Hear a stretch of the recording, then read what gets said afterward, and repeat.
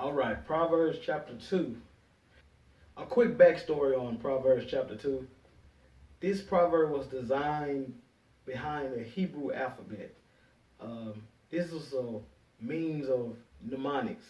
When I was in barber school, we would use mnemonics to remember things. And this was an important tool that was used, that they used the Hebrew alphabet to memorize these proverbs. So Proverbs chapter 2 was designed behind the Hebrew alphabet.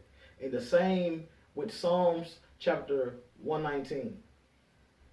If you would take a look at Psalms chapter 119, you will see this same pattern as Proverbs chapter 2 has.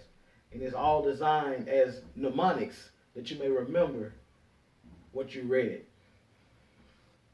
It's the same with Proverbs chapter 31. It's an acrostic poem, which we'll be getting to that towards the end of the month. But today is about Proverbs chapter 2. I just wanted to do a backstory as we get into these Proverbs, just to get a better understanding of what we're reading.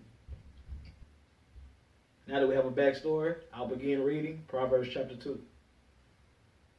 My son, if you receive my words and treasure my commands within you, so that you incline your ear to wisdom and apply your heart to understanding, yes, if you cry out for discernment and lift up your voice for understanding, if you seek her as silver and search for her as for hidden treasures, then you will understand the fear of the Lord and find the knowledge of God. For the Lord gives wisdom. From his mouth comes knowledge and understanding. He stores up sound wisdom for the upright.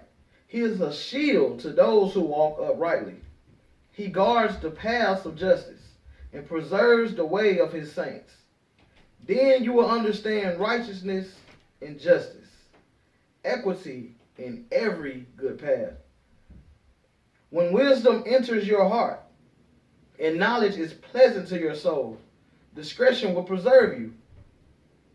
Understanding will keep you, to deliver you from the way of evil, from the man who speaks perverse things, from those who leave the paths of uprightness to walk in the ways of darkness, who rejoice in doing evil and delight in the perversity of the wicked, whose ways are crooked and who are devious in their paths, to deliver you from the immoral woman, from the seductress who flatters with her words, who forsakes the companion of her youth and forgets the covenant of her God. For her house leads down to death, and her paths to the dead.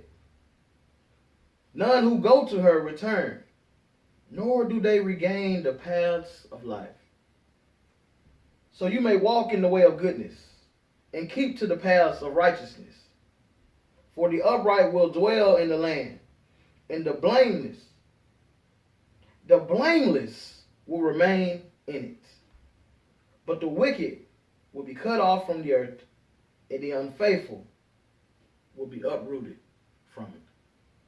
This concludes Proverbs chapter 2. Tomorrow we'll get into Proverbs chapter 3. With each chapter, we get deeper and deeper into the Word of God. We get deeper and deeper into His logos, His logic, His way of doing things. Wisdom cries aloud outside. Will you answer the call? Till next time.